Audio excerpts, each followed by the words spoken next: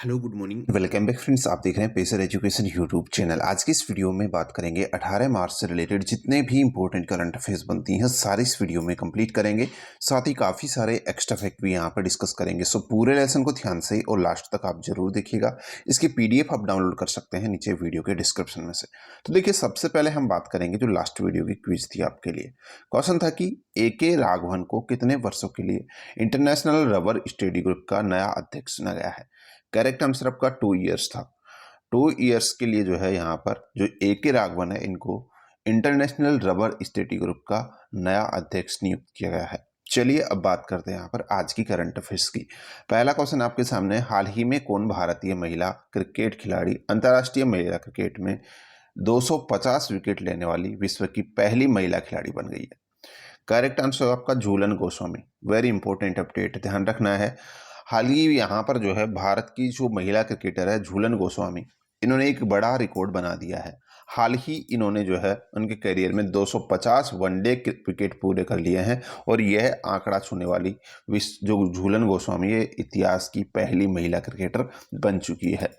यहाँ पर झूलन गोस्वामी की अगर बात करते हैं तो 199 वनडे में जो है 250 विकेट्स इन्होंने हासिल कर लिए हैं।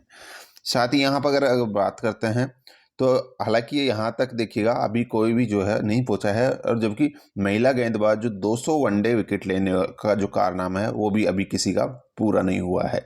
झूलन के बाद जो है जो झूलन गोस्वामी है, इनके बाद दूसरे नंबर पर है पूर्व ऑस्ट्रेलियाई कैथरीन फिट्जपैट्रिक। ये पहले नंबर पर कौन है? झूलन गोस्वामी भारत की। और दूसरे नंबर पर आ गई है आती है यहाँ पर जो यहाँ पर ऑस्ट्रेलियाई खिलाड़ी हैं, पूर्व खिलाड़ी हैं कैथरीन फिट्जपैट्रिक, ठीक है, ये दूसरे नंबर पर है। वहीं यहाँ पर वेस्ट इंडीज की जो मतलब कि अनीसा जो है, ठीक है, इकबाल, ये इनके बाद का तीसरे नंबर पर है, ठीक है। तो ये भी आपको यहाँ पर ध्यान रखना है।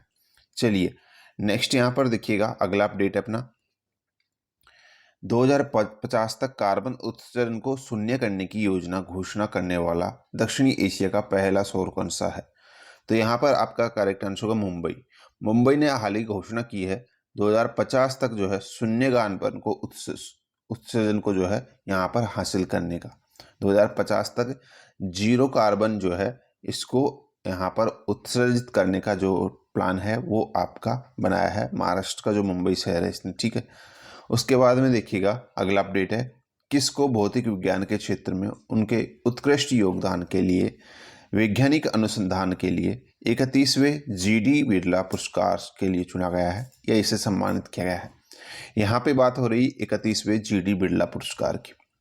ये इस बार दिया गया है 31वां GD बिरला पुरस्कार दिया गया है आपका प्रोफेसर घनश्याम दास को, सॉरी क्षमा चाहूँगा, प्रोफेसर नारायण प्रधान को दिया गया है। किसको? प्रोफेसर नारायण प्रधान को जो है यहाँ पर इस बार का 31वां GD बिरला पुरस्कार प्रदान किया गया है। यहाँ पर देखिएगा प्रोफेसर नारायण प्रधान की अगर बात करते हैं ना, ये पुरस्कार क्यों दिया गया है, तो इनका एक शोध कार्य था जो प्रकाश उत्सर्जक अर्धचालक नैनो क्रिस्टल के रसायन और भौतिकी को समझाने पर केंद्रित था। तो इसी शोध के लिए जो है इनको ये यहाँ पर पुरस्कार दिया गया है, ठीक है, ये आपको ध्यान रखना है। उसके बाद में देखिए अगला अपडेट है, भारत के तीसरे सबसे बड़े निजी बैंक, भारत के तीसरे सबसे बड़े निजी बैंक जिसको एशियाई निवेश बैंकिंग क्षेत्र में व्यापक कवरेज और विशेषज्ञता के गहराई के लिए IFR Asia bank of the year award से सम्मानित किया गया है। जो IFR एशिया है इसके एशियाई bank of the year award से सम्मानित किया गया है आपका एक्सिस बैंक को। किसको? एक्सिस बैंक को सम्मानित किया गया है। देखिए एक्सिस बैंक जो है ये भारत का तीसरा सबसे बड़ा निजी बैंक है, ये पॉइंट भी आपको ध्यान रख लेना है। कौन सा? तीसरा सबसे बड़ा निजी बैंक है ये। उसके बाद में देखिएगा अगला अपडेट है अपना, देखिएगा भारत को FIDE शतरंज ओलंपियाड 2022 के लिए मेजबान राष्ट्र के रूप में चुना गया है, जिसका 44वां संस्करण 26 जुलाई से कहां आयोजित होने वाला है? तो ये आपका कहां आयोजित होगा? चेन्नई के अंदर। देखिए सबसे पहले तो अपडेट यहाँ पर ध्यान रखनी है, इस बार का जो मेजबान राष्ट्र चुना है, आपसे पूछ लिया जाए कि FIDE शतरंज ओलंपियाड 2022 की मेजबानी किस देश के पास है, तो भारत है आपका करेक्ट आंसर होगा, ठीक है। उसके बाद में देखिएगा यहाँ पर अगर बात करते तो इसका जो भारत के पास जो संस्करण जो भारत इसका आयोजित कर रहा है वो है 44वां संस्करण, जो आपका 26 जुलाई कितने 26 जुलाई 2022 से 8 अगस्त 2022 तक चेन्नई में आयोजित किया जाएगा। कहाँ पर? चेन्नई में आयोजित किया। देखिए 1927 में जो इसकी स्थापना थी, इसके बाद से ये पहली बार ऐसा हुआ इतिहास में कि भारत जो है इस FIDE शतरंज ओलंपियाड की मेजबानी कर रहा है। हालांकि यहाँ पर इस बार भी भारत के पास इसकी मेजबानी नहीं थी। इसका जो मूलतः कार्यक्रम था वो आपका रूस में होने वाला था।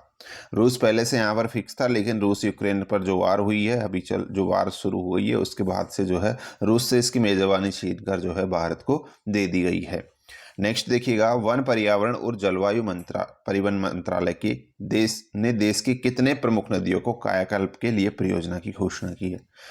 टोटल 13 नदियों को चुना है यहाँ पर जो वन पर्यावरण और जलवायु परिवर्तन मंत्रालय है इसने, ठीक है, जिसके तहत जो है जो प्रमुख 13 नदियां हैं उनके कायाकल्प के लिए एक परियोजना यहाँ पर शुरू की गई है। नेक्स्ट है, हाल ही में संयुक्त राष्ट्र महासभा ने इस्लामोफोबिया का मुकाबला करने के लिए किस तारीख को अंतर्राष्ट्रीय दिवस के रूप में स्थापित करने के प्रस्ताव को मंजूरी दे दी है? इस्लामोफोबिया का मुकाबला करने के लिए जो अंतर्राष्ट्रीय दिवस मनाया जाएगा यहाँ पर वो आपका 15 मार्च होगा। कौन सा? 15 मार्च। इसके यहाँ पर स्थापित करने के प्रस्ताव को हाल ही जो यहाँ पर मंजूरी दे दी है संयुक्त राष्ट्र महासभा के द्वारा, ठीक है। फिर देखिएगा अगला अपडेट है, MB राम प्रसाद बिस्मिल जो हाल ही खबरों में रहा है से संबंधित सही कथनों पर जो है जो प्रकाश डाली है, या फिर कथन जो है निम्न में से कौन सा सही है? ठीक है, MV राम प्रसाद बिस्मिल जो हाल ही खबरों में रहा है। देखिए ये एक भारत का जो है कार्गो शिप है। क्या है? भारत की एक कार्गो शिप है और हाल ही में इसने जो है ब्रह्मपुत्र की यात्रा करने वाला जो है अब तक का ये सबसे लंबा जहाज बन गया है। यहाँ पर पहला ऑप्शन आपका बोल रहा है कि ब्रह्मपुत्र की जो यात्रा है वो करने वाला ये अब तक का सबसे लंबा जहाज बन गया है, बिल्कुल सही है। दूसरा बोल रहा है पोत ने IBPR पर हल्दिया से पांडु तक की जो दूरी है वो बांग्लादेश के रास्ते की है। जो भारत बांग्लादेश जो यहाँ पर है एग्रीमेंट उसके तहत जो है हल्दिया से पांडु तक की जो दूरी है वो बांग्लादेश के रास्ते जो है इसने तय की है। यहाँ पर दोनों के दोनों ऑप्शन आपके सही हैं, तो करेक्ट आंसर होगा उपरोक्त दोनों सही है। उसके बाद में देखिएगा यहाँ पर देखिए डायरेक्टली क्वेश्चन भी पूछा जा सकता है, MV राम प्रसाद बिस्मिल क्या है? एक कार्गो शिप है, इतना आपको ध्यान रखना है। उसके बाद में भारत का अपनी तरह का पहला जो आर्टिफिशियल इंटेलिजेंस और रोबोटिक टेक्नोलॉजी पार्क है वो कहाँ लॉन्च किया गया है? बेंगलुरु के अंदर लॉन्च किया गया है। कहाँ पर? बेंगलुरु के अंदर। फिर देखिएगा नेक्स्ट अपडेट अपना, किसने राहुल बजाज की एक जीवनी जिसका टाइटल दिया गया है Rahul Bajaj an extra ordinary life, ये लिखी है? तो ये लिखी है गीता पीरामल ने। किसने? गीता पीरामल ने हाल ही यहाँ पर राहुल बजाज की जो यहाँ पर जीवनी है जिसको टाइटल दिया है Rahul Bajaj an extra ordinary life, इसको लिखा है। राहुल बजाज कौन थे? पिछले दिनों खूब चर्चा में रहे थे, हमने डिस्कस भी किया था। राहुल बजाज जो बजाज ऑटो है उसके मालिक थे, जिनका पिछले दिनों फरवरी में शायद 12 या 13 फरवरी को निधन हुआ था, ठीक है। तो उन्हीं की जीवनी ये लिखी गई है यहाँ पर गीता पीरामल के द्वारा। नेक्स्ट है, साहित्य अकादमी ने अपने 68वीं वर्षगांठ के अवसर पर किसके द्वारा लिखित एक monsoon A pome of love and learning नामक एक पुस्तक प्रकाशित की है? तो ये यहाँ पर अभय कुमार के द्वारा लिखी गई है। किसके द्वारा? अभय कुमार ने इस पुस्तक को लिखा गया है, जिसका टाइटल है monsoon A pome of love and logging, ठीक है। तो यहाँ पर देखिएगा इस चीज़ को यहाँ पर जो साहित्य अकादमी है उसने अपना जो पिछले टाइम पे अभी रिसेंटली 68वां वर्षगांठ मनाया उसके अवसर पर जो है इसको प्रकाशित किया गया है। उसके बाद में देखिएगा निम्न में से कौन सा कथन सही है? देखिएगा यहाँ पर पहला कथन बोल रहा है कि पोलैंड की जो कैरोलिना बिलावस्का है इनको मिस वर्ल्ड 2021 चुना गया है। बिल्कुल सही है। देखिए लास्ट टाइम 2021 में जो कोविड चल रहा था उस वजह से कोविड में के कारण जो है उस टाइम पे ये संपन्न हो नहीं पाया था, इसलिए 2021 का भी इस बार 2022 में संपन्न हुआ है ये प्रोग्राम, ठीक है। जिसमें जो पोलैंड की कैरोलिना बिलावस्का है इनको यहाँ पर मिस वर्ल्ड 2021 के रूप में चुना गया है। कौन से कंट्री की है? पोलैंड की, इतना आपको जरूर ध्यान रखना है।